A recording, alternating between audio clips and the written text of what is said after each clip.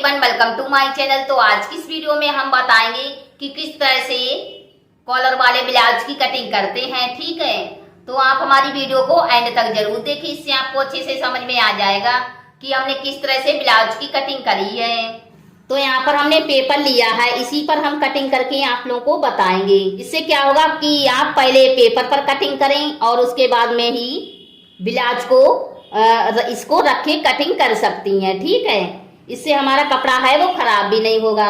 अगर आप कपड़े पर कटिंग करना चाहती हैं तो मान लो ये हमारा कपड़ा है, तो कपड़े को हमें कुछ इस तरह से फोल्ड करके बिछाना है। ठीक है, कपड़े की जो बंद साइड है वो हमने अपनी तरफ रखी है, तो इसको कुछ इस तरह से अच्छे से बिछाएंगे फोल्ड करके।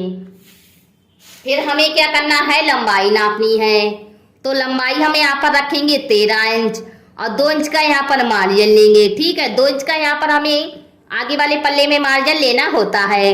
अगर आपकी लंबाई 14 इंच है तो यहाँ पर आपको 16 इंच रखना है। ठीक है, ध्यान रखना है कि 2 इंच का ही मार्जिन लेना है। अगर आप 1.5 इंच का मार्जिन लोगी तो क्या होगा, हमारा जो पल्ला है वो छोटा हो जाएगा। तो यहाँ पर हमारी लंबाई 13 इंच है, 2 इंच का मार्जिन लेंगे तो 15 इंच पर निशान लगाएंगे।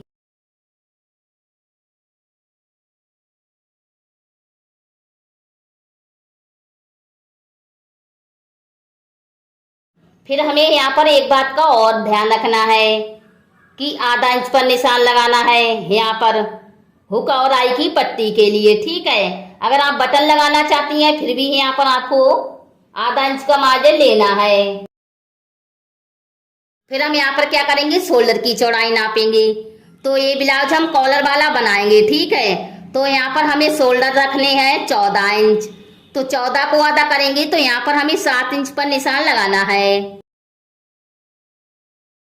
और यहाँ से आर्मोल की लंबाई नापेंगे। तो आर्मोल की लंबाई हमें यहाँ पर रखनी है 7.5 इंच, तो 7.5 इंच पर निशान लगाएंगे। कुछ इस तरह से निशान लगाना है। ठीक है,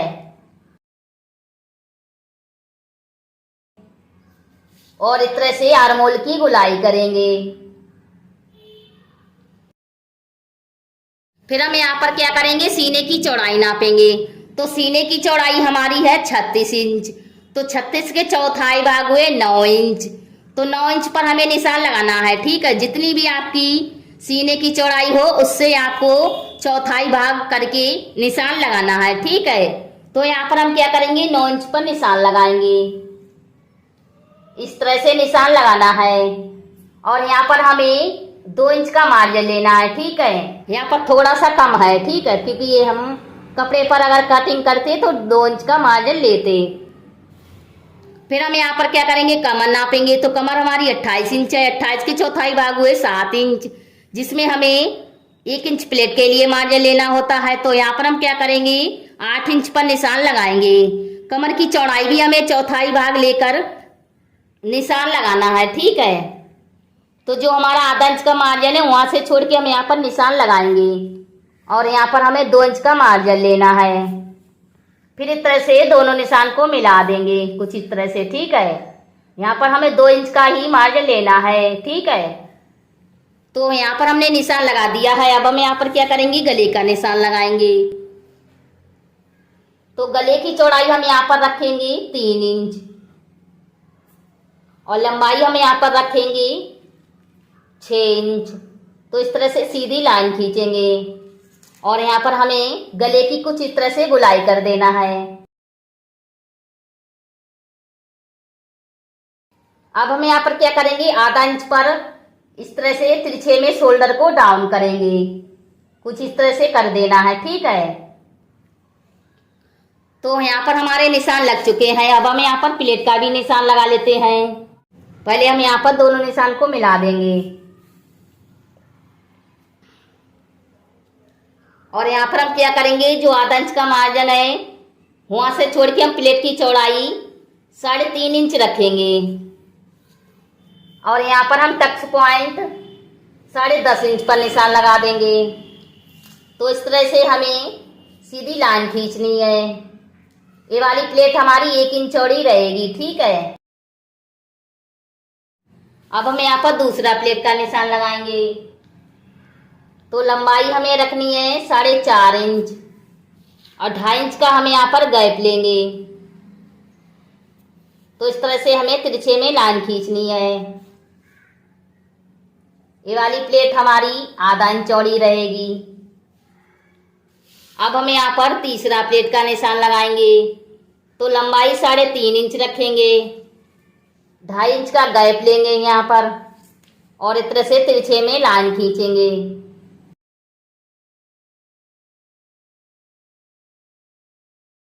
अब हम यहाँ पर चौथा प्लेट का निशान लगाएंगे। तो 2.5 इंच का हमें यहाँ पर गैप लेना है और इसको हमें कुछ इस तरह से तिरछे में लाइन खींचनी है। तो यहाँ पर हमारे निशान लग चुके हैं। अब हम यहाँ पर कटिंग करेंगे।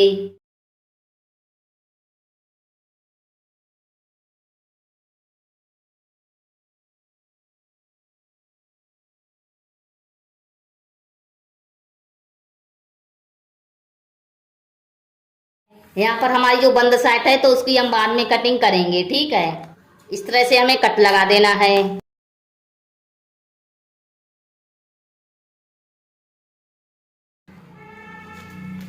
और दूसरी तरफ भी हम यहाँ पर अंदाज से निशान लगा लेंगे।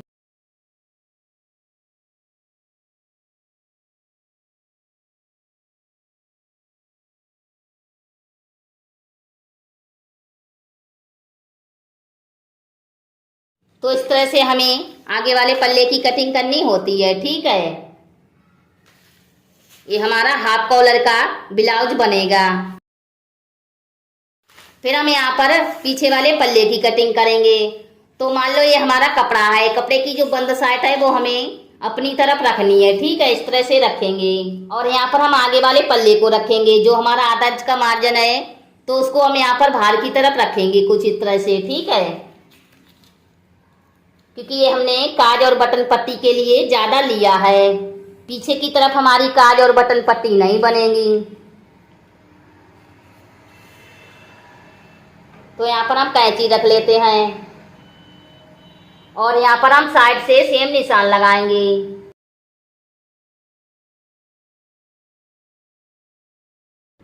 पीछे वाले पल्ले पर हमें आर्मोल की गुलाई 1.5 इंच रखनी है, क्योंकि आगे की तरफ हमने 1 इंच की रखी थी। यहाँ पर भी हमें तिरछे में कुछ इस तरह से लाइन खींचनी है यहाँ तक और यहाँ से सीधी लाइन खींचेंगे इस तरह से। फिर इस पल्ले को हटा देंगे और साइड से हम यहाँ पर आधा इंच पीछे वाले पल्ले को छोटा रखेंगे। नीचे से भी हम यहाँ पर पीछे वाले पल्ले को आधा इंच छोटा रखेंगे, क्योंकि आगे की साइड हमारी प्लेटें पड़ती हैं। फिर हम यहाँ पर क्या करेंगे, कटिंग करेंगे। इसमें हमें गले का निशान नहीं लगाना है। जब हम शोल्डर सिलते हैं उसके बाद में हमें बिल्कुल हल्की सी कटिंग करना होता है। तो अब हम यहाँ पर क्या करेंगे, प्लेट का निशान लगा लेंगे। तो चौड़ाई में हमें 4.5 इंच पर निशान लगाना है और लंबाई में हम यहाँ पर क्या करेंगे, 4.5 इंच पर निशान लगाएंगे लंबाई में भी। तो इस तरह से सीधी लाइन खींचेंगे। ये वाली प्लेट भी हमारी 1 इंच चौड़ी सिली जाएगी, ठीक है। अब हम यहाँ पर कटिंग करेंगे।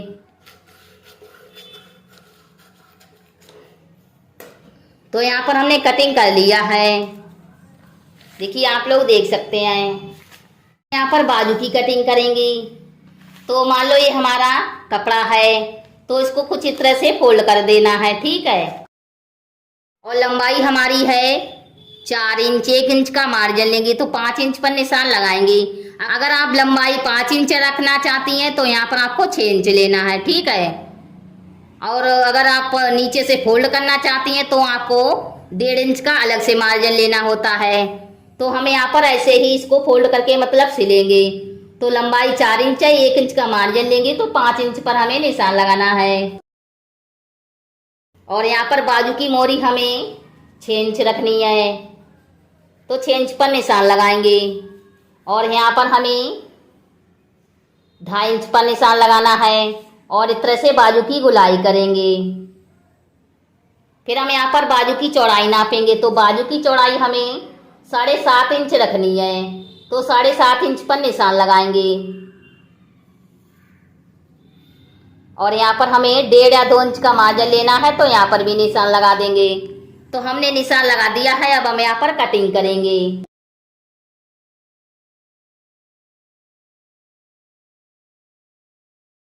तो यहाँ पर हमारी बाजू की कटिंग हो गई है।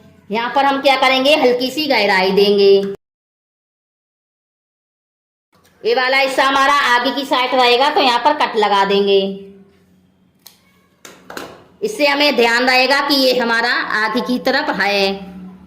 तो हमारी बाजू की कटिंग हो गई है। इसी तरीके से हमें दूसरी बाजू को भी कट कर लेना होता है, ठीक है। तो ये हमारा पीछे वाला पल्ला हो गया है। इसको रख के आप कपड़े पर कटिंग कर सकती हैं बहुत ही आसान तरीके से। ध्यान रखना है कि कपड़े को आपको फोल्ड करके रखना है और उसके बाद में इस पेपर को कुछ इस तरह से रख के सेम निशान लगाकर कटिंग कर सकती हैं। तो ये हमारा पीछे वाला पल्ला हो गया है और ये हमारा आगे वाला पल्ला हो गया है। यहाँ पर हमने बंद साइड की कटिंग नहीं करी है, वो बाद में कर लेना, ठीक है। कुछ इस तरह से इसको सिला जाता है और यहाँ पर हमारा यहाँ से यहाँ तक घुमाकर कॉलर की चौड़ाई हो जाएगी।